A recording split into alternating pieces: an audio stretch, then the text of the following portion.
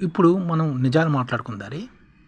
మన ఆంధ్రప్రదేశ్ యొక్క రాష్ట్ర ఆర్థిక పరిస్థితి ఎవరు అవునన్నా కాదన్నా ఇది నిజం. ఏంటంటే మన రాష్ట్ర ఆదాయము 2,10,000 మాత్రమే. అంటే మన అప్పులు తెచ్చుకుని ఎన్ని బడ్జెట్లు అన్ని చేసి 3,00,000 బడ్జెట్ ప్రకటించిన, కానీ మన రాష్ట్రానికి అసలైన ఆదాయం 2,10,000.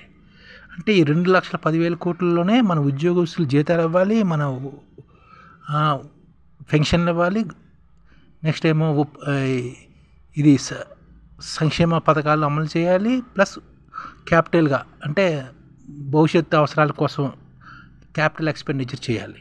అంటే గత 10 సంవత్సరాల లెక్కలు చూసుకుంటే క్యాపిటల్ ఎక్స్పెండిచర్ అంటే అసలైన క్యాపిటల్ అదే ఆస్తుల సృష్టి అనమాట. ఇది ఎలా జరిగిందంటే తెలంగాణ గత 10 సంవత్సరాలుగా అంటే 2014 నుంచి 2024 యావరేజ్గా 22,000 కోట్ల నుంచి 25,000 కోట్లు ఖర్చు పెట్టింది తెలంగాణ గవర్నమెంట్ యావరేజ్గా.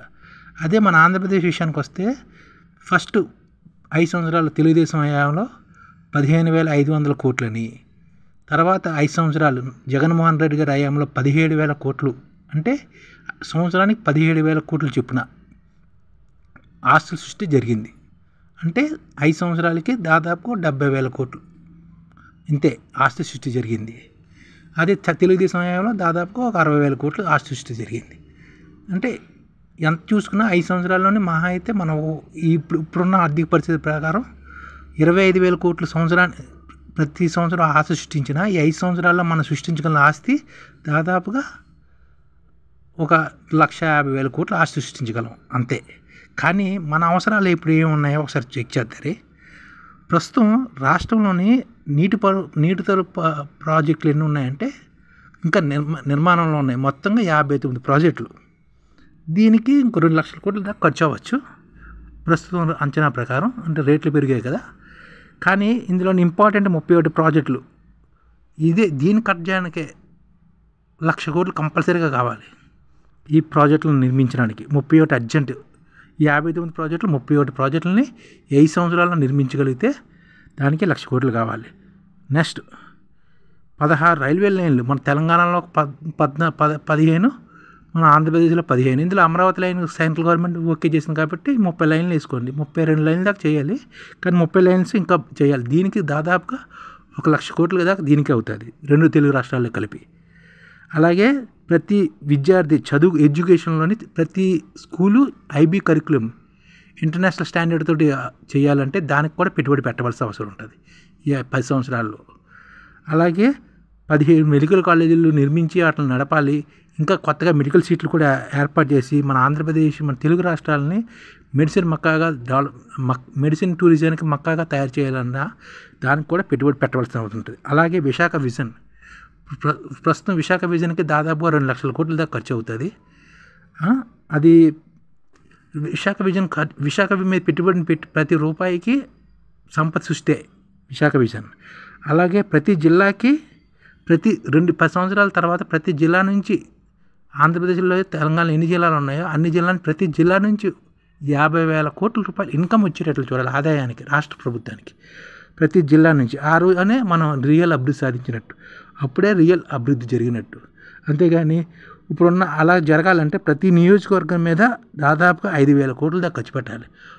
ఒక్కొక్క నియోజకవర్గానికి ఒక్కొక్క సమస్య ఉంటుంది.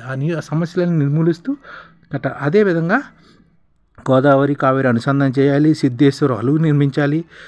రాయలసీమలో ఇరిగేషన్ ప్రాజెక్టులకి అందులో ఉన్న కాలువను వెడల్పు చేయాలి.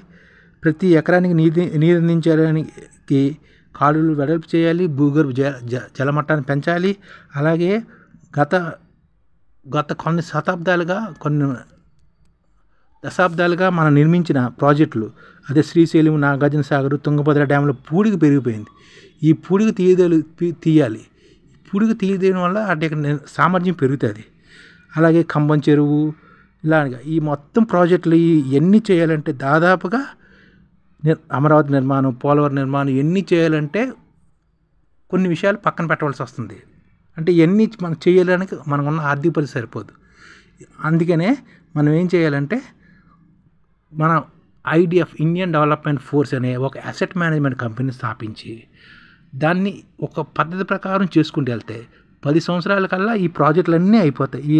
మన రాష్ట్రంలో ఉన్న 59 ప్రాజెక్టులు, పెద్ద పెద్ద డ్యాముల కుడికితీత, 30 రైల్వే లైన్లు, ప్రతి స్కూల్కి ఐబీఏ కరికులము, మెడికల్ కాలేజీలు, విశాఖ విజను, ప్రతి నియోజకవర్గ అభివృద్ధికి 5,000 కోట్లు, ఇవన్నీ మనం చేసుకుంటూ 10 సంవత్సరాల కల్లా ఆంధ్రప్రదేశ్లోని ప్రతి ఎంప్లాయీ, ప్రతి పౌరుడు, ట్యాక్స్ పేయర్ అంటే వాడి యొక్క సంపాదన ఒక లక్సెంబర్గ్ లాగా, ప్రతి వ్యక్తి తన సంపాదనలా, ఫర్ ఎగ్జాంపుల్ లక్సెంబర్గ్ అనుకోండి, లక్సెంబర్గ్ లాగా మనం ప్రతి వ్యక్తికి ఎంప్లాయ్మెంట్ వచ్చేటట్లు మనం చేసుకోవచ్చు.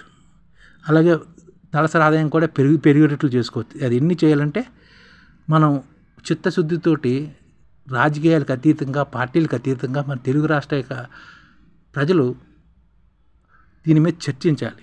ఏంటి ఐడిఎఫ్ ఏంటి, ఇండియన్ డెవలప్మెంట్ ఫోర్స్ ఏంటి, దాని యొక్క ఎలాగ అసెట్ మేనేజ్మెంట్ కంపెనీ తయారవుతుంది, అవన్నీ మనం ఒక క్షులంక్షణంగా మేధావులు, ఐఏఎస్, ఐపీఎస్, జయప్రకాష్ నారాయణ, లోక్సత్తా ఇలాంటి వారు, నెక్స్ట్ ప్రొఫెసర్ నాగేశ్వరరావు గారు, జర్నలిస్టులు సాయి గారు, ఇలాంటి అందరూ ఒక దగ్గర సమావేశమై దీని సాధ్యాసాలను పరీక్షించాలి. అది ఏ విధంగా అన్నది పూర్తి ఇన్ఫర్మేషన్ భవిష్యత్తులో నా వీడియోలో ఉంటుంది.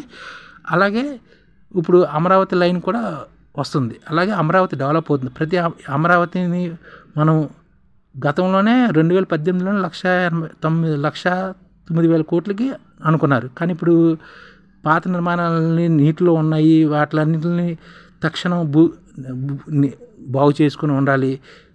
విద్యుత్, నీళ్లు, వంట గ్యాస్, సమాచార వ్యవస్థ కోసం భూగర్భ డెక్కలు నిర్మించుకోవాలి, భారీ పైప్ లైన్ కూడా చేసుకోవాలి. ఇవన్నీ తక్షణ చర్యలు ఇవన్నీ చేసుకుని అక్కడ జనాభా ప్రస్తుతం 30 లక్షల దాకా ఉన్నారు. మన క్యాపిటల్ ప్రకారం చూసుకుంటే దాంట్లో ఇంకో 20 లక్షల మంది జనాభా కావాలి. ప్రస్తుతం మన ఆంధ్రప్రదేశ్లోనే అంత జనాభా.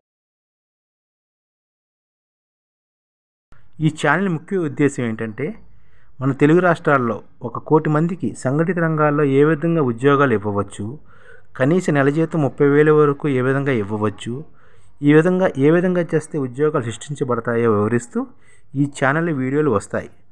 అలాంటి వీడియోలు మీకు కావాలంటే మన ఐడిఎఫ్ భాస్కర్ ఛానల్ని సబ్స్క్రైబ్ చేసుకోండి. ఐడిఎఫ్ అంటే ఇండియన్ డెవలప్మెంట్ ఫోర్స్. ఈ వీడియోలు చూసిన తర్వాత మీకు నచ్చితే లైక్ చేయండి, మీ ఫ్యామిలీ మెంబర్స్కి షేర్ చేయండి, మరియు మీ ఫ్రెండ్స్కి షేర్ చేయండి. Thank you. నమస్కారం.